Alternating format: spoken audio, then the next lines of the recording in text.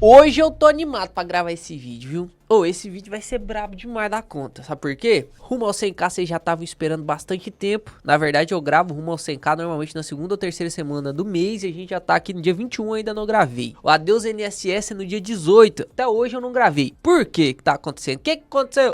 Pois é, meus avós vieram me visitar, dia 19 de maio é meu aniversário, então acostumem-se que no mês de maio o Rumo ao 100k e o Adeus NSS vai atrasar um pouquinho, que normalmente ou vou estar visitando meus avós, ou os meus avós estarão me visitando, e aí eu vou dar atenção pros velhinhos, né? Olha, quer dizer, bonitinho aqui, olha aqui pra você ver. Então aqui agora eu quero te mostrar como que está a carteira do Rumo ao 100k e quais as movimentações que a gente vai fazer esse mês. Eu falei pra você que eu tô animado pra caramba pra gravar esse vídeo, porque a gente vai ter algumas movimentações, e normalmente eu sempre digo pra você o seguinte: investir tem que ser chato. Você tem que fazer o mínimo de movimentações possíveis. Se você está investindo por longo prazo, está visando renda passiva. Então, nada desse negócio de ficar comprando, revendendo, trocando de ativo, não sei o que, não sei o que. Isso raras vezes vai acontecer. Inclusive, você viu aí poucas vezes isso acontecer durante minha carteira. Aí já tem uns 3, 4 anos investindo publicamente junto com vocês. E hoje isso vai acontecer. Hoje isso vai acontecer. Então vamos ver como tá a carteira agora, só para você entender essas movimentações. E vamos com calma, Eu preciso que você pegue papel e caneta para você anotar algumas coisas que eu vou te ensinar aqui hoje, porque eu te prometi que em todos os vídeos eu vou te ensinar uma coisa nova. Hoje nós estamos aí com 1.486 aplicados e estamos com um saldo bruto de 1.545, com a variação de cota que começou a ficar positiva agora, né? Mês março, abril e maio. A bolsa bateu suas máximas históricas e a gente tá ganhando ali, ó, uns 60 mil de ganho de capital que a gente conseguiu nesse ano. A composição da carteira tá como? 33% em ações, 45% em fundos imobiliários, renda fixa e tesouro direto, que é para compor a nossa parcela de caixa, reserva de emergência. Então a gente tem aqui na parte do K, do Kraken, o primeiro K, praticamente 7%, 5% em cripto ali, 4,83% e 10% em ETFs. Seguindo o modelo Kraken, a gente até tem espaço ainda para investir em ações, porque a gente pega o N do Kraken para investir em opções, e opções pode ser até 10%. Então se a gente tem 25 a 30% de ações, mais 10% de opções, e aí a gente faz tudo isso aqui usando as ações brasileiras, a gente pode ter até 40% em ações. Então a gente tem espaço para investir em ações. Você vai entender se a gente vai investir em ações esse mês ou não. Fundos imobiliários está desbalanceado e eu mostrei para vocês o porquê que a gente desbalanceou. A gente veio investindo desde outubro. Quem acompanha aí o Rumo 100k, inclusive, ganhou muita valorização de cota com os fundos imobiliários, porque eu falei, pô, tá barato demais esse negócio. Não, vamos ter coragem de desbalancear. Enquanto todo mundo tá falando para investir lá do exterior, porque tá desbalanceada a carteira, vamos desbalancear ainda mais e investir em algo que a gente tenha certeza. Lembra disso. Presta atenção que essa frase aqui vai mudar a sua vida, de uma vez por todas, ó, vai mudar a sua vida. Você não vai usar isso aqui só nos investimentos, não. Mas quando você tem dúvida de algum aporte, ou quando você tem dúvida de alguma decisão, a resposta é muito mais próxima de não do que de sim. Agora, quando você tem certeza de algo, mesmo que você erre depois,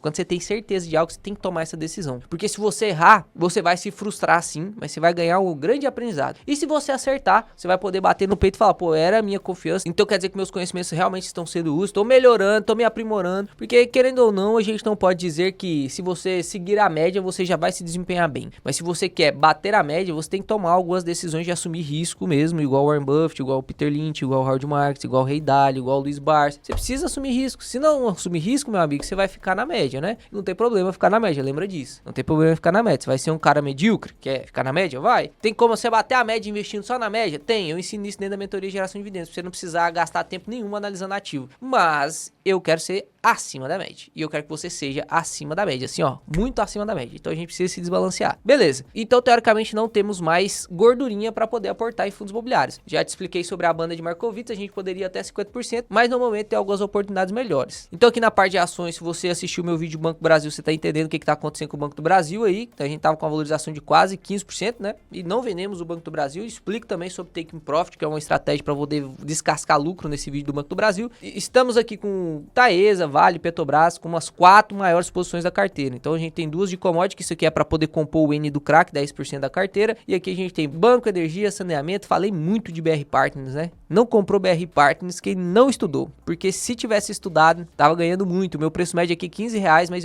tô falando de BR Partners desde quando era 12, tava 12,30 eu tava falando de BR Partners. Eu não consegui comprar mais porque eu tava obedecendo a minha parcela de risco. Itaúsa também, estamos ganhando bastante. O IS ganhando bastante. bastante também. A nossa carteira tá praticamente toda verdinha, né? O que tá negativo aqui é a Auren e Klabin, basicamente, né? Semig 4 aqui provavelmente daqui a pouco vai ficar positivo também. Quando a gente olha pro criptomoedas no Kraken, o K, 5% de cripto, eu me exponho só em Bitcoin, eu não me exponho em outras altcoins. Mas realmente, pode ser que você consiga ganhar mais dinheiro com altcoin, você ficar fazendo trade e tal. Eu acredito no Bitcoin e eu vou continuar só no Bitcoin. Inclusive, eu explico, existe um módulo dentro da mentoria de geração de dividendos que é só sobre criptoativos. Lá eu te explico todas as possibilidades de compra de criptoativos, falo sobre altcoins e eu explico lá o meu racional de investir só em Bitcoin. Tem um racional, porque eu te ensino também a investir em altcoin, mas o racional que mais faz sentido para mim é investir em Bitcoin e nessa proporção de 5%, 5 a 10% da carteira. Em ETFs, a gente fez o aporte no rumo ao 100k do mês anterior. Em World 11 já estamos ganhando aí 7,23%, então aportamos bem no mês passado, né? Quem tá acompanhando o canal, quem tá acompanhando os vídeos de aporte, pô, você tá ganhando, eu não tô falando pra você seguir dica, eu não quero, porque aqui eu vou te falar alguns ativos hoje, né? Se você é ansioso, já pode até pular pro final do vídeo, porque não é gente ansiosa que eu quero aqui no canal, eu quero aqui no canal pessoas que querem aprender de verdade. Se você é um cara que quer aprender de verdade, deixa o like no vídeo, se inscreve no canal e deixa lá embaixo assim, eu gosto desse canal porque ele ensina de verdade, não é porque ele dá diquinha, porque eu não quero dar diquinha aqui, meu amigo.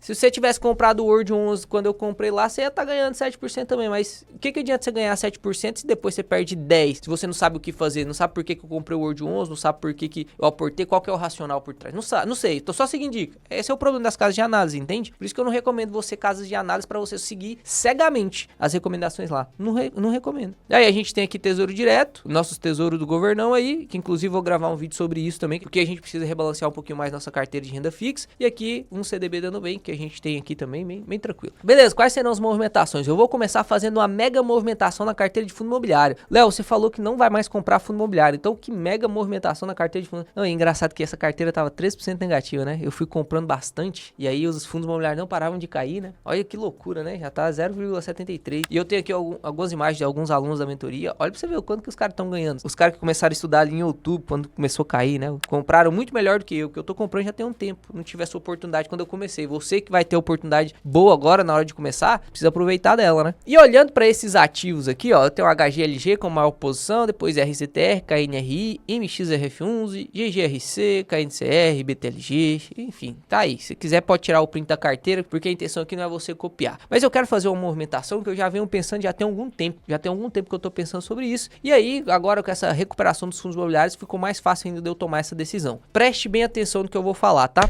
Se você der um pause no vídeo agora, qual desses fundos imobiliários que tem aqui na minha carteira que você aportaria mais hoje? Porque você tem que fazer essa pergunta. Inclusive, eu tava conversando com o Pedrão, um sócio meu, que ele tava falando sobre investir em Caixa Seguridade. Só que ele tava falando assim, pô, eu não sei se eu investir em Caixa Seguridade, porque ele já tá valorizando 30%, 40% da minha carteira. Eu não sei se eu invisto. Eu virei pra ele e falei assim, cara, você tá caindo no viés. Você tá caindo no viés do preço médio aí. Você tá com medo de aportar mais porque seu preço médio tá mais baixo. Pelo amor de Deus, você não pode cair nisso mais não. O que você tem que fazer? Tira a Caixa Seguridade da sua carteira, finge que não existe. Você compraria Caixa Seguridade agora? Se você compraria Caixa Seguridade agora, não importa quanto você pagou em Caixa Seguridade lá atrás. Então aqui a mesma coisa eu quero conversar com vocês. Qual desses fundos imobiliários, olhando para sua carteira de fundo imobiliário, eu tô olhando para mim, você vai olhar para sua. Olhando para sua carteira de fundo imobiliário, qual é o fundo imobiliário que você não compraria mais agora? Qual é o fundo imobiliário que você não compraria? Porque tem várias outras boas oportunidades e você já deu um tempo para que esses fundos imobiliários desempenhassem, todos desempenharam e um ficou para trás, um ficou naquela, né? Meu Deus, então será que realmente esse fundo imobiliário merece o meu dinheiro? Você tem que fazer esse rebalanceamento de tempos em tempos na sua carteira. Você tem que olhar, destrinchar sua carteira. É o que eu ensino dentro do método 2 em 1, que é um modo da mentoria, da geração de... Você tem que fazer esse rebalanceamento. Não tem como você comprar os 10 fundos imobiliários da sua carteira e você só vai aportando mais todo mês e nunca mais olha para os fundos que estão do lado. Pô, beleza, eu comprei lá o HGLG, mas eu tô olhando o BTLG, o XPLG, tô olhando o BRCO, são o VILG, são os outros fundos que são considerados pares do HGLG, para ver se compensa eu continuar deixando meu dinheiro no HGLG, porque às vezes não compensa mais. Às vezes tem outra oportunidade que um par que vale muito mais a pena. E é isso que a gente vai começar comentando agora na nossa carteira do Rumo ao 100k. E olha só a mensagem que eu mandei pro André, ó. Tô pensando em gravar o Rumo ao 100k em 2 partes. Quero fazer uma movimentação grande na carteira de FIs, que teoricamente vai gastar uns 30 minutos para explicar. E aí eu não vou conseguir investir dinheiro novo. E aí vou gravar a segunda parte para amanhã. Então preste atenção no que nós vamos fazer e o quanto vai ser grande esse Rumo ao 100k. Talvez esse seja o Rumo ao 100k mais importante do canal. canal. Um dos mais importantes do canal, porque todos são importantes, mas esse é um dos mais importantes. A gente vai fazer nesse vídeo de hoje que você tá assistindo a movimentação no fundo imobiliário. Eu preciso explicar, eu não consigo só te dar dica. Eu preciso te explicar o motivo dessa movimentação. Depois a gente vai fazer movimentação na carteira de ações e na carteira do exterior no vídeo de amanhã. Então tem parte 2 desse vídeo, tá? Inclusive, não sei se você é um cara curioso e pausou pra poder ler, né? Mas aqui, ó, vai querer falar do seu aniversário, que foi dia 19. A gente gravou um videozinho bem legal pra vocês, que inclusive a gente ia soltar ontem. Só que o André ficou batendo palma, né? Esqueceu de gravar a parte do parabéns pra você. Mas enfim, acontece. Então a primeira coisa que eu quero te mostrar aqui é sobre os fundos de logística. Entrei na Ward, tracei aqui um PVP mínimo de 0,85, máximo de 1,05 e coloquei para filtrar do segmento de logística pra gente ver, segundo o método 2.1, quais são os fundos imobiliários com maior possibilidade de ganho, tanto em valorização de cota quanto de dividendos. Eu e os alunos já lemos sobre o HGBL e o RSAT, então vai ficar de tarefa de casa para você ler. Eu já fiz a minha tarefa de casa, já li isso aqui, já sei que esses pagamentos não são recorrentes. Então ele tá aqui no método 2.1 como posição 1, mas por evento não recorrente. Lembra, o método 2.1 e essa plataforma aqui da Ward, ela serve para te indicar o que que você tem que ler. Ela não serve para te indicar o que que você tem que investir. Então você tem que ler. Tá como se estivesse gritando: Léo, vai lá e lê o HGBL que tá em extrema oportunidade. Vê se é oportunidade mesmo ou se é algum evento não recorrente. Então, aqui no caso do RSAT, tem um pouquinho mais de risco, do HGBL são eventos não recorrentes. Então a gente passa por terceiro fundo imobiliário aqui, que inclusive esses que estão amarelinhos são os fundos imobiliários que eu tenho na carteira. Então perceba, dos que estão em maior oportunidade de logística, a gente tem GGRC em primeiro lugar, GAR em segundo lugar, XPLG em terceiro lugar. Então se eu for investir em algum fundo imobiliário de logística, teoricamente eu teria que começar por algum desses. Se eu já tenho na minha carteira, porque eu já li, já sei que ele é bom, tem que ler o relatório de novo para ver se ele continua bom. Então a primeira coisa que a gente vai começar é ler o relatório aqui de GGRC de maneira profissional. Preciso que você acompanhe aqui, tá? Presta atenção. Aqui na Ward você consegue ver vários detalhes de fundos imobiliários, porque infelizmente a gente não tem uma plataforma tão completa de fundos imobiliários. A Ward vai ser a mais completa de fundos imobiliários, isso eu te prometo. Você consegue ver aqui que a gente tem algumas informações básicas, o yield de 11,5, é muita coisa, né? O PVP de 0,89, ou seja, está descontado, uma liquidez média diária aí absurda. A gente consegue ver que o yield mensal dele está em cerca de 1%, o anual 11,5. Aqui se a gente olha os meses positivos desde a sua abertura, que foi lá no dia 4/5/2017, 54 meses positivos, ou seja, 56% do tempo ele esteve positivo, 42% meses negativos. Isso é bom, por quê? Porque se é um fundo bom e ele tem muita volatilidade, você consegue comprar ele em momentos oportunos. Você gosta que coisa boa caia pra você conseguir comprar. Então o maior retorno no mês foi 15, o menor foi 12. Aqui a gente consegue ver a volatilidade desse fundo. Então a gente tá com a volatilidade média aí de 12% de GRC. É uma volatilidade mais alta, por exemplo, do que o HGLG, do que o BTLG. São fundos maiores, fundos grandões, tem menos volatilidade. Então o GRC você tem mais oportunidade de entrar com ele mais barato. Aqui você consegue ver, e esse gráfico ficou excepcional, né? Meu Deus do céu, ficou brabo demais isso aqui. Sentou eu e o desenvolvedor da Ward, porque tudo que vai entrar aqui é porque eu tô pedindo, olhando como se fosse um investidor daí do seu lado, para poder você conseguir analisar. Então esse aqui é um informe mensal destrinchado, então como se fosse forma de gráfico. O que que o fundo imobiliário tem? Então aqui ele tem 92% imóveis, tem ali um pouquinho em fundos imobiliários e um pouquinho em caixa aqui de disponibilidade. Olha uma coisa interessante que eu quero te mostrar aqui no GGRC, aqui no histórico de PVP, preste atenção. O histórico de PVP do GGRC, ele quando foi lançado já saiu muito caro, e nessa época aqui os fundos imobiliários estavam um pouco mais caros mesmo. Então aqui você consegue ver PVP de 1,27, 1,14, 2019 antes da crise 1,26, na crise 1,12, passou crise ali, no momento da crise caiu 0,85, deu a recuperada em 2022, 2023, chegou a bater 1,01 de novo, e agora em 2024 continua ali na casa do 0,87, 0,89. Léo, esse desconto, ele realmente é desconto ou é alguma coisa do fundo que tá ruim e por isso o pessoal tá descontando? Não, isso aqui realmente é desconto. A gente já leu alguns relatórios do GGRC e eu vou ler de novo aqui com você pontos principais. Quando a gente joga aí para casa dos 5 anos, tá ganhando do IFIX, mas lembra que isso aqui não é um gráfico que você tem que dar muita atenção, porque se você é um investidor de verdade, você não vai aportar todos os meses no GGRC, você vai aportar em momentos oportunos, que inclusive quero te falar sobre o que está acontecendo agora. Então aqui você clica nessa parte de relatórios, já vai abrir aqui esse portal de relatórios da Ward para você, e aqui na parte de relatórios gerenciais, eu cliquei aqui para baixar o primeiro, já tá até aqui que eu já visualizei, né? E aqui só as partes importantes para você me acompanhar. Vou tentar ser o mais breve possível aqui, te mostrando só as partes principais, porque esse rumo sem cá vai ser coisa demais. Até na parte 2 eu tô até com medo. Quanto tempo vai dar? Então o valor patrimonial da cota hoje tá de 11,23, o valor de mercado da cota tá de 10, então tem R$1,22 de desconto. O vault, que é o tempo médio dos vencimentos de contrato, de 6,14, gigantesco o fundo, né? Já tem bastante cotista, já tem mais de 1 bilhão de valor de mercado, tem uma área bruta locável absurda aí de 580 mil metros quadrados, é muita coisa. Quando a gente entra aqui, a parte de comentário inicial ele já mostra, ó, em relação ao GGRC, tivemos divulgação de importantes importantes eventos ao longo deste mês, sendo os principais fato relevante de compromisso de compra e venda, comunicado sobre o término de período de exercício, fato relevante renovação antecipada, fato relevante sobre celebração de instrumento particular de compra e venda. Então tivemos 4 fatos relevantes aqui e desses 4 fatos relevantes, 2 foram compras. O GRC, inclusive gravei um vídeo sobre a subscrição, a última que ele fez, qual o motivo dessa subscrição, e eu falei assim, pô, essa subscrição tá maior do que deveria, porque ninguém vai subscrever um ativo que tá custando mais caro no valor de subscrição do que no valor de mercado. Então, isso aqui provavelmente é para poder fazer compra de algum ativo. E aí, pimba, né? Foi lá e comprou o Helg. Então a subscrição foi para comprar o Helg. E aí, perceba, olha só o que eles fizeram. Usaram da nona subscrição para comprar também um outro fundo, ou seja, cara, o GGRC tá catando os fundos praticamente todos, né? Pegou o Helg, agora tá pegando esse AURB e tá tudo com um modelo de compra muito interessante, que é através da subscrição de cotas. Então ele não tá pegando dívida para poder comprar um ativo, ele subscreve cotas a valor patrimonial, entrega cotas a valor patrimonial para esse cotista novo, que vai ser agora o dono das cotas e vai entregar para o GGRC os ativos, e aí todo mundo sai ganhando, né? O fundo lá que queria comprar e sair daqueles ativos agora fica incorporado ao GGRC, dilui seu risco, que só tinha 2 ativos, o GGRC tem 29, e aí ele dilui seu risco, fica mais tranquilo, e o GGRC consegue fazer ótimas compras, porque a cota de mercado tá R$10, ele consegue fazer vendas de cotas a 11,23, ou seja, R$1,20 a mais por cota que ele tá ganhando para cada venda de cota, e aí ele consegue baixar o preço dos ativos de maneira virtual, porque é como se ele estivesse comprando esses ativos que ele tá comprando a um desconto de 0,89 para nós que somos cotistas. Se você quiser entender um pouquinho mais sobre esse modelo de compra de imóveis, assiste esse vídeo aqui que é muito importante, tá? Se você é cotista do GRC ou qualquer tipo de fundo que faça esse tipo de estratégia. É uma estratégia que, na minha opinião, é muito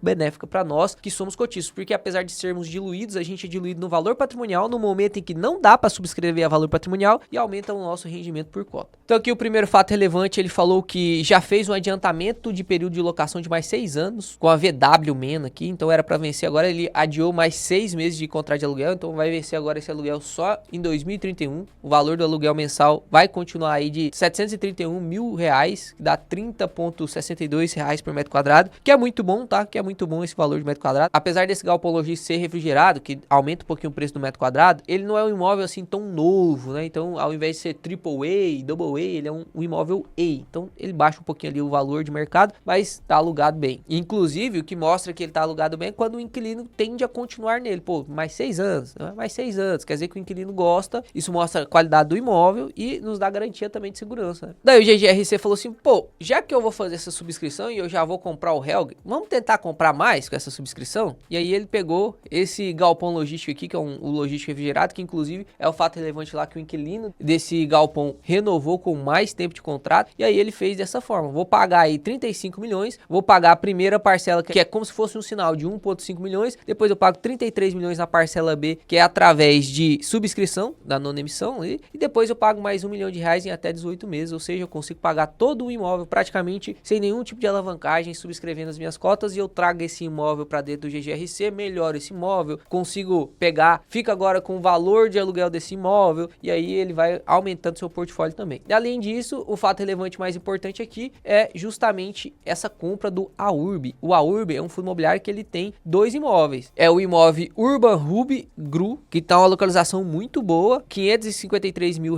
de aluguel, e o Urban Mauá lá, que também é uma localização muito boa, já é multilocatário, né, que dá mais segurança para nós, R$557 mil. Como que ele vai fazer isso aqui? Inclusive, quando eu tava lendo, eu marquei aqui para te ensinar como que você calcula cap rate para você ver se a compra foi boa ou não. Meu nariz tá escorrendo aqui, cara, já merece seu like aí, se você ainda não deixou o like, né, pelo amor de Deus. Ainda mais você vai aprender cap rate aqui agora, do jeito que eu vou te ensinar, você nunca mais esquece, deixa o like aí. Então tá aqui, ó, nessa data o fundo celebrou o compromisso de compra e venda do AURB 11. O valor total da transação é R$156 milhões, com 7,5 milhões a título de sinal. Então ele vai dar 7,5 milhões de sinal. Em 60 dias eles vão decidir se o AURB realmente vai querer comprar através das cotas ou se não. Se eles não quiserem, em 60 dias vai devolver os 7,5 milhões para o GGRC. Se der certo, em 30 dias aí já vai ser feita essa compra. O GGRC vai entregar as cotas do GGRC e o AURB vai entregar, né, os imóveis. Daí, para poder calcular o cap rate, que é literalmente, basicamente o ROI das empresas. Ah, nas empresas como que eu calculo ali o retorno sobre o que a empresa me entrega, sobre o dinheiro investido, né? O retorno on equity. A gente usa isso através do ROI. Então a gente consegue ver o ROI das empresas. Quando a gente olha para os fundos imobiliários não tem um ROI. A gente não chama de ROI, a gente chama de cap rate. O que significa o cap rate? Anota aí para você nunca mais esquecer isso aqui, isso aqui é importante. Você investe em fundos imobiliários, você tem que saber a definição de cap rate, tem que saber calcular o cap rate, tá? Eu vou gastar um dinheiro para poder comprar aqui esses dois imóveis. Com esse dinheiro gasto, quanto que eu vou ter de retorno só com os aluguéis? Só com os aluguéis, porque aqui o cap rate a gente tá levando em consideração apenas aluguéis. Léo, esses imóveis valorizam? É lógico que valorizam. Lembra? É lógico que valorizam. Só que eu tô contando aqui só a rentabilidade com aluguéis. Se eu vou gastar 156 milhões e eu tenho aqui uma receita mensal aproximada de 553 em um e 557 no outro, pô, como que eu calculo o cap rate? Você vai fazer exatamente essa conta. Vai abrir sua calculadora, vamos somar então qual que é a rentabilidade mensal desses fundos, 557 mil mais 553 mil, ou seja, por mês a gente vai ter um aumento de receita imobiliária. Esses dois imóveis têm 1,1 milhão de receita imobiliária e quanto que a gente gastou? 156 milhões. O cap rate é em 12 meses, então tem que pegar essa rentabilidade aqui que vai ser mensal, multiplicar por 12, ou seja, eu vou ganhar 13,3 milhões por ano com esses dois imóveis, só de aluguel. E aí eu pego esses 13,3 milhões e divido pelo valor que eu paguei, para eu saber qual que é o cap rate, que é justamente o quanto que eu tenho de receita imobiliária entrando aqui para dentro do fundo imobiliário, dividido pelo valor que eu paguei neste fundo. Ou seja, 13,3 milhões, que é o valor que eu vou receber anual, dividido por 156 milhões e 500, que é o valor que eu paguei no imóvel. Vezes 100 para transformar em percentual, quer dizer que o cap rate aqui dessa operação foi de 8,51. Léo, cap rate bom é quanto? Depende do cenário macroeconômico. 8,51 é bom, Léo? Você tem que pensar que essa receita imobiliária, ela não é dividendo ainda. Ela não é dividendo ainda. Para essa receita imobiliária virar dividendo, primeiro tem que cobrar taxa, despesa com fundo, vai ter que cobrar todos os tipos de despesas para depois virar resultado e ser distribuído. Ou seja, 8,51 não é nem de longe que vai chegar na sua carteira. Só que lógico, a gente tem que lembrar que isso aqui também tem que ser acrescido a valorização do imóvel, que pelo menos o IPCA. Então o cap rate, você tem que ler ele como se fosse um IPCA a mais, né? É IPCA mais 8,51, tirando os custos lógicos, né? Tirando os custos lógicos. Então me fala, Léo, qual que é um cap rate legal? Quanto maior o cap rate, melhor. Lógico, se eu conseguisse comprar esses imóveis aí por 100 milhões, eu teria um cap rate de 13%, seria muito melhor do que 8%. Só que normalmente você vai ver cap rates em cenário macroeconômico, onde as coisas estão normais, de 7, de 6,5, de 7,5. Então 8,5 é ruim? Não, não é ruim. É ok, tudo tranquilo. Dá para comprar coisas mais baratas ainda? Dá. Só que neste momento o GGRC não tá preocupado em comprar tão barato assim. Por quê? Porque ele tá comprando através de subscrição. Então, teoricamente, foi uma boa compra, tá? Pelo modelo da compra. Não tem dívida sendo criada, não tem nada. Inclusive, para nós cotistas, é como se esse preço aí, já que você está comprando cotas de GGRC, como se esse preço tivesse depreciado, né? Se a gente fosse fazer a conta bem certinha, depreciado o mesmo valor do PVP do fundo. Mas isso é um assunto muito mais profundo, a gente teria que fazer muito mais contas aqui para calcular o valor da TIR, que é a taxa interna de retorno. Aí já é outra coisa, muito mais complexo, você aprende na mentoria. Que inclusive hoje eu fiz as contas de manhã, faltam só mais 166 aulas para poder gravar e a gente terminar toda a atualização da mentoria. Se Deus quiser vai dar tempo antes de abertura das turmas aí, se Deus quiser. Vamos ver, tem que virar à noite. O bom é que vocês vão receber as aulas atualizadas em 10 dias, né? Dito isso, já lemos os fatos relevantes, vamos partir aqui agora para o restante do relatório. Ó, em relação ao GGRC, tem duas obras em construções, uma aqui só com manutenção, que já está praticamente pronta, 95% dos acabamentos prontos. Tem aquela construção que eu já falei com vocês de Anápolis, Goiás, está construindo ainda, então já fez canteiro, terraplanagem, mas ainda falta muita coisa, né? 29% concluído só da obra. Quando concluir vai aumentar ainda mais a receita do fundo. Aqui foi uma pergunta muito boa que eu sublinhei inclusive para não esquecer de falar para vocês. Esses investidores que estão conseguindo captar essas cotas dessas subscrições. Pô, imagina, se ele capta essas cotas e vende no mercado, despeja no mercado, imagina só o AURB pegando essas cotas tudo e despejando no mercado. O preço das cotas vão cair. E aí eles estão perguntando, tem algum controle para isso, para eles não vender tudo, para o preço da cota não cair, a gente não sofrer com isso? E aí aqui tá a resposta, ó. Existe um limite de volume para negociação e pelo menos um período estipulado de 12 a 24 meses para que essas cotas sejam vendidas no mercado secundário. Então tanto o Helg quanto o AURB, quanto esse outro, que era o dono daquele galpão refrigerado, eles vão ter que esperar um tempinho para poder vender essas cotas e ter um limite de negociação. Dá para vender tudo de uma vez, não. Se a gente olha a DRE do fundo, segue desde fevereiro aí com as suas 3 milhões de receita imobiliária. Aqui no caso de fevereiro, o resultado foi bem maior do que os outros resultados, porque teve esse adiantamento aqui do galpão Suzano, que a gente já comentou também. O restante segue tudo em ordem. A mesma DRE, tanto de março, quanto de fevereiro, quanto de abril. 3 milhões de receita de locação, um pouquinho de renda fixa ali, que é o volume que ele deixa de dinheiro no caixa. Aí tem as despesas financeiras, que é o pagamento de despesa e taxa de administração, outros impostos de renda fixa, que ele tem que sacar mensalmente para distribuir isso aqui, então ele paga um pouquinho de imposto. E aí ele teve aqui, então, 11,1 milhão de resultado. Tirou um pouquinho do caixa, ele tinha dinheiro guardado no caixa, ó. Em janeiro e fevereiro o resultado foi bem melhor, por alguns eventos não recorrentes. Ó. A receita de locação aqui foi maior, e aqui no caso, a receita por conta do galpão de Suzano foi maior aqui, 7 milhões, ou seja, o resultado foi 17 milhões, enquanto aqui caiu para 11, porque em janeiro e fevereiro teve evento não recorrente. Então aqui ele guardou no caixa, e aqui ele tá tirando do caixa para poder manter o pagamento de 10 centavos. Você consegue ver que para ele manter o pagamento de 10 centavos, ele tem que distribuir 12,2 milhões, e o resultado recorrente dele, sem nenhum evento extraordinário, é de 11 milhões, ou seja, uma hora isso vai secar. E aí eu até deixei aqui, ó, vamos movimentar a galera, movimentar vocês, para poder mandar mensagem pro GGRC, e ele deixar uma linhazinha aqui de quanto ele tem acumulado por cota. Beleza, eu sei que ele guardou 5 milhões aqui, 5 milhões aqui ele tirou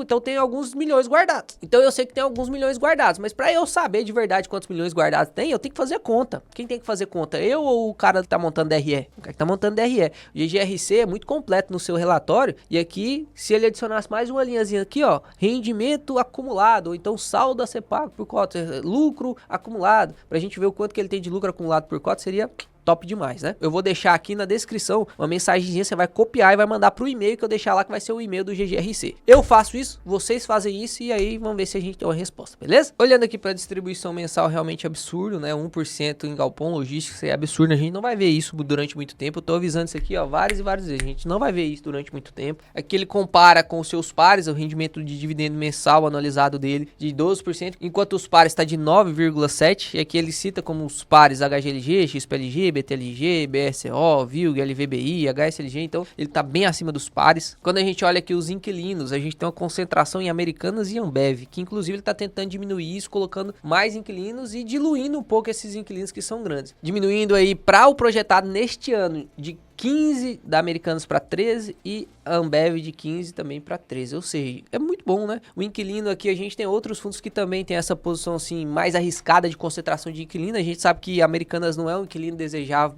demais da conta, que você tenha uma receita imobiliária do seu fundo imobiliário vindo grande parte da Americanas, porque a gente sabe que a Americanas teve problemas, tem problemas, varejo é mais complicado um pouquinho, mas essa posição aqui não tá tão arriscada assim, né? Quando a gente olha para esse slide, a gente fica, pô, por que não são todos padronizados nessa parte? Tem alguns relatórios que são muito bons numa parte, tem outros relatórios que são muito bons em outras partes. A gente pegasse o melhor de todos os relatórios, juntasse num só e colocasse esse como padrão, né? Seria top demais, né? Não sei porque que a CVM ainda não fez isso, mas enfim. Aqui a gente consegue ver que o passivo dele tá dividido entre CRIs e obrigações, então tem maneiras dos fundos imobiliários se endividar, uma parte é através da emissão de CRIs, outra parte é através da obrigação direta. Na obrigação direta ele tem 243 milhões, na obrigação através de CRIs 232 milhões, e aqui a gente consegue ver a taxa ponderada de IPCA mais 7, não é uma dívida barata, né? Por isso que é mais interessante nesse momento, ao invés de fazer dívida cara, porque o Tesouro tá pagando IPCA mais 7. Então, se você for fazer uma dívida, uma emissão de um CRI, alguma coisa, vai ter que pagar mais do que isso. E se você vai pagar mais do que isso, fica caro, fica pouco atrativo fazer investimento, porque você não vai achar muitos investimentos que rendem IPCA mais do que 7,5. Mas você faz uma dívida dessa para pegar um cap rate lá de 8,30. Aí você tem 0,8 de spread de ganhar mais. Aí um inquilino deixou de pagar, ponto, você se lascou. Tá ganhando mais só enquanto tá tudo certo, mas se der alguma coisinha errada, você se lasca. Então, a dívida muito cara. É melhor você comprar imóveis agora, para quem tem caixa, né? No caso do BTLG, tem caixa. É bom demais. No caso do GGRC não tem caixa demais. Então, bora comprar de uma outra forma? Subscrição? Muito interessante, né? Muito interessante o que eles estão fazendo. E aqui você consegue calcular tanto a alavancagem líquida, pegando o passivo e dividindo pelo PL, tirando as disponibilidades, que é só 41 milhões, ou pegando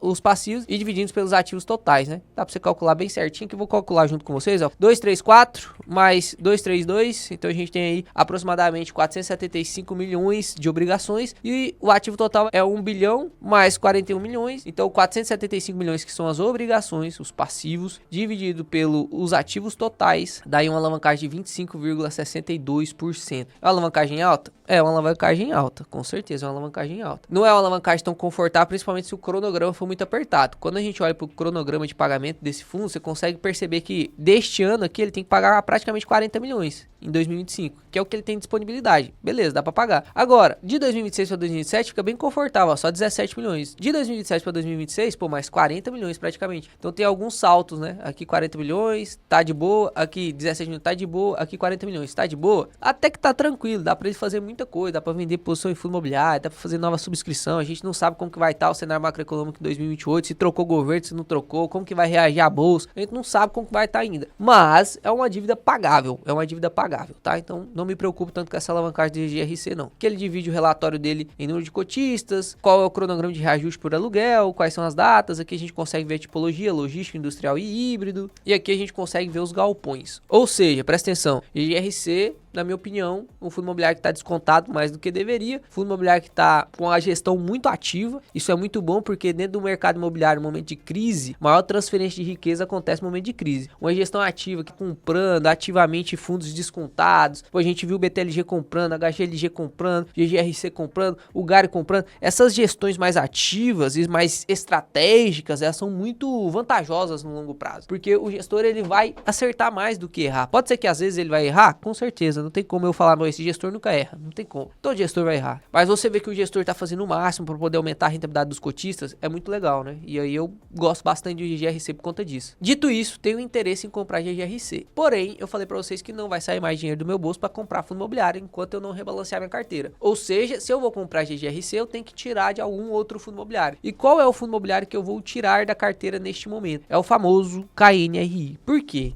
Na minha opinião, se você olha aqui nessa coluna aqui do Investidor 10 Dividendo Yield, perceba, todos os meus fundos imobiliários rendem mais do que o KNRI. Com exceção aqui do HGLG, que é um fundo de ancoragem, eu explico por que faz sentido você ter fundo de ancoragem na sua carteira. O KNRI, ele até entraria como fundo de ancoragem também. Dentre os fundos híbridos, tem muita qualidade, não tem como negar que ele tem muita qualidade, mas na minha opinião não faz mais sentido manter ele na carteira, porque eu esperava uma melhora aí desse fundo, maior do que o que aconteceu. Com essa remuneração que o KNRI entrega, me deixa insatisfeito sabendo que eu tenho outras oportunidades que estão tão descontadas quanto, que tem uma probabilidade de aumento desse valor patrimonial mais alto do que o do KNRI, porque o KNRI tem muita vacância, o KNRI tem alguns problemas que eu já vou te mostrar aqui no relatório, e inclusive eu posso usar essa posição que é muito grande de KNRI, que eu pensei que ele ia recuperar bem mais rápido, né, pensei que ele não ia cair até os R$132, né, 130, chegou a cair R$132, só que eu apliquei mal a estratégia da escadinha, por isso que eu sempre falo pra você, aplica a escadinha com paciência, não fui tão paciente na época, né, uns 7, 8 meses atrás, comprei muito KNRI, não pensava que ele ia cair tanto assim, e ele já recuperou 12% esse ano, ainda tem potencial de recuperar mais 10, mas o GGRC também tem. Alguns outros fundos imobiliários também tem. Então, por estratégia, eu vou fazer essa movimentação da carteira. Uma coisa que eu quero deixar bem claro, isso não vai acontecer sempre. Essa adrenalina que você está sentindo aí, eu também aqui, de movimentar, tirar de um ativo e colocar em outro, não tem que acontecer sempre na sua carteira. Tem que ser algo bem estratégico. Não tô pensando nisso aqui tem um dia, 2 dias, não. Tô pensando nisso aqui já tem 2, 3 meses que eu tô pensando nisso. E aí, agora eu gravei o vídeo para explicar para vocês, por isso que esse vídeo do Rumo ao 100K vai ser dividido em parte 1 e parte 2. Amanhã você vai ver a parte de ações, porque só para explicar essa parte de fundo imobiliário, eu vou gastar uns 40, 50 minutos aí. Então, olhando aqui pro KNRI, na mesma parte de volatilidade, na mesma parte aqui do PVP que eu mostrei para vocês também ali no GGRC, você consegue perceber que a volatilidade do KNRI também foi grande, ó. Mas ele já teve outros momentos que ele esteve bem descontado, porque ele tem laje corporativa dentro da sua carteira. E depois de 2019, na crise, as lajes corporativas sofreram pra caramba. Então, ele descontou muito mais do que o GGRC. Ele deu uma recuperadinha ali, que foi realmente irracional essa recuperada em 2023, que a vacância ainda era muito alta, mas o mercado sempre explode por especulação, né? E você viu todos os fundos imobiliários subindo. Então o KNRI subiu mais do que eu esperava. Inclusive você não viu aportando em KNRI em 2023. Depois em 2024 a gente aportou um pouco porque caiu, só que ele continuou caindo mais um pouco e agora deu uma recuperadinha. Então na minha opinião, neste momento faz sentido eu fazer essa rotatividade de carteira e rotar esses ativos. E eu vou te mostrar aqui alguns motivos que me fizeram tomar essa decisão dentro do próprio relatório aqui do KNRI. Olha só, vamos lá junto comigo. Eu sei que já tá grande o vídeo, mas se você quer vídeo de 10 minutinhos, 20 minutinhos, não quiser aprender isso aqui é uma aula, né? Isso aqui é praticamente uma live que eu faço dentro da mentoria. É lógico que é mais completo, que a gente fica 3 horas lá dentro da live explicando tintim por tintim, mas isso aqui para um vídeo do YouTube tem altíssima qualidade. Espero que você reconheça isso, deixando pelo menos um like no vídeo. Se não, também tá tudo certo, né? Tá tudo certo, fazer o quê? Então, o KNRI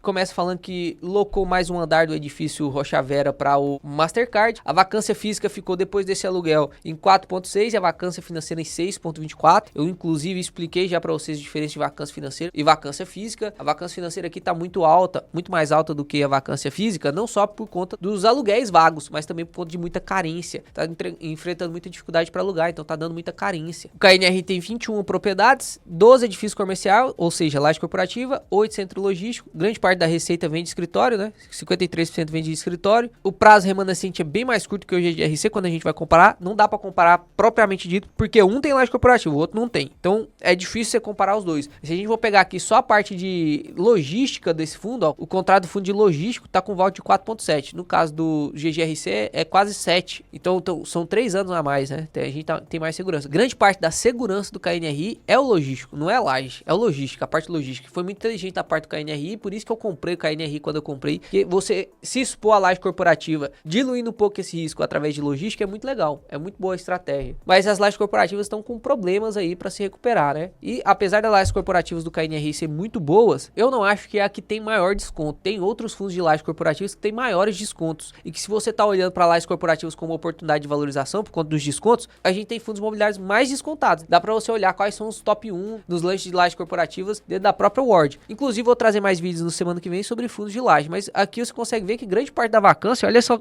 isso aqui, o portfólio de vacância do KNRI, 12% vem de vacância física de escritório. Então você vê que logística é bem pouquinho mesmo, é bem pouquinho. Isso no total vai dar uma vacância lá de 4,5 se a gente olha todo o portfólio, porque a ABL do logístico é muito grande, a ABL do escritório é menor. Só que a ABL do escritório paga mais, R$ 90 por metro quadrado, enquanto a do logístico paga 30. Ou seja, apesar dessa vacância física aí ser maior no escritório, quando a gente olha o total tá pequenininha, essa vacância do escritório causa um estrago financeiro muito maior do que se fosse 12% de vacância no logístico, entende? Aqui você consegue ver o portfólio de imóveis do KNRI, você consegue ver a alavancagem dele aqui, que tá de 195 milhões, é uma taxa boa, inclusive, que vai dar aí no total, se a gente calcular aqui quanto que tem de alavancagem, vamos entrar aqui nos informes mensais, deixa eu visualizar aqui o informe mensal estruturado, vamos ver o ativo total deste fundo, que é bem maior, né? Ó, bem maior do que o GGRC, né?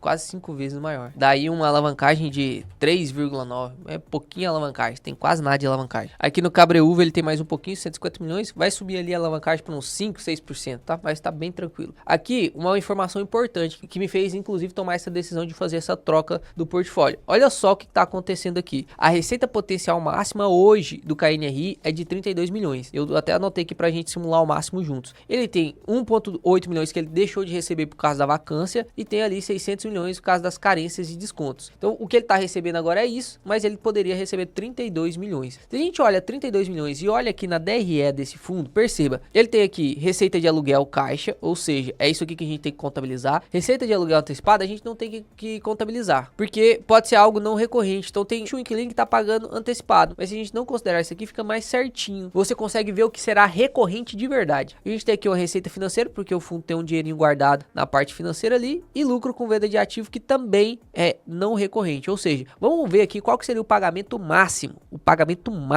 desse fundo imobiliário quando se trata de receita recorrente de verdade. Então, como que foi feito esse cálculo aqui para chegar nesses 29,8 milhões? Somaram-se todas as receitas aqui, teoricamente, tá? Só que o certo mesmo é a gente somar só a parte recorrente. Por quê? Porque eu não vou contar com o ovo no cu da galinha, né? Não vou contar com o ovo no cu da galinha. E se o KNRI não pagar? E se o KNRI não vender imóvel? E se o KNRI não receber nenhum antecipado? Pô, tem que contar com o recorrente. Qual que é o recorrente? Aqui a gente consegue ver a receita potencial, que vai ser 32 milhões 230 926 mil reais. Então, beleza. E eu vou somar aqui a receita financeira. Porque a receita financeira, ela, se tem dinheiro investido, ela vai vir. E eu vou pegar ali a média de 2,5 milhões, tá? 2,5 milhões. Ou seja, a receita máxima desse fundo pode ser, neste momento, com esses imóveis, do jeito que ele está, com essa despesa, tudo bem certinho, teoricamente seria de 34 milhões. Pra gente saber o quanto que teoricamente a gente teria de resultado por cota, a gente tem que tirar as despesas. E as despesas aqui foi de 4 milhões em fevereiro, 4 milhões em março e 3,4 milhões em abril. Eu vou tirar aqui 4 milhões também pra gente ficar mais seguro. Então, menos 4 milhões, a gente teria uma receita recorrente de 30 milhões. Isso aqui é a receita recorrente desse fundo. Vamos dividir pelo número de cotas? A gente consegue ver aqui que hoje a gente tem 28 milhões de cotas no KNRI. Ou seja, por cota, qual vai ser o resultado? Vai ser de R$1,08 de resultado por cota. Se a gente pegar esse R$1,08 por cota e multiplicar aí por 95% de payout, que teoricamente é o que realmente pode vir, né? Ah, pode vir 100%? Pode vir 100%. É o certo você fazer 95%, porque o fundo pode segurar 5%, isso é protegido por lei. Tem que distribuir só 95%. Então, teoricamente, seria R$1,03 de pagamento recorrente. Ah, pagou mais ou pagou menos? Isso aqui na receita máxima, tá tudo alugado. A vacância foi para zero, tá tudo zero.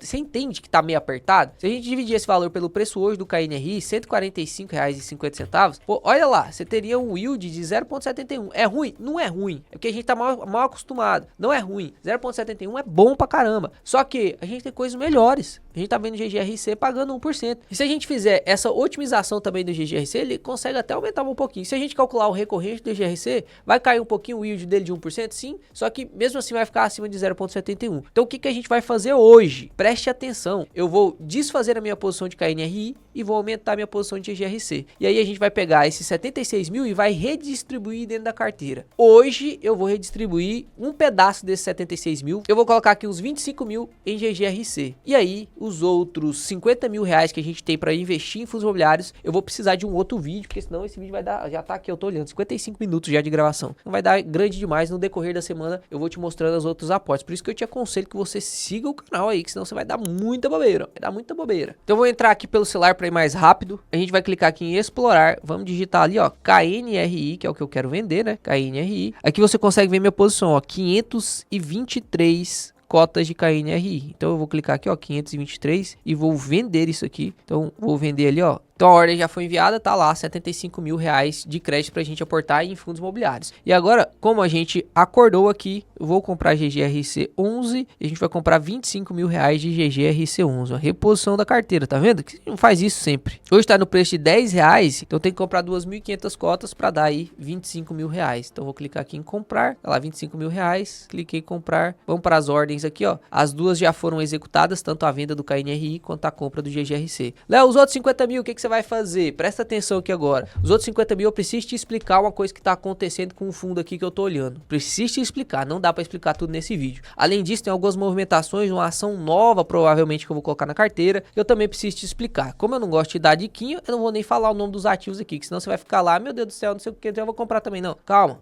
você nem sabe se eu vou comprar ainda. Eu quero te mostrar aqui e juntos a gente vai descobrir se faz sentido a gente aportar ou não. Qual é o ativo que faz sentido comprar? Será que faz sentido realmente comprar Banco do Brasil agora que caiu esse preço?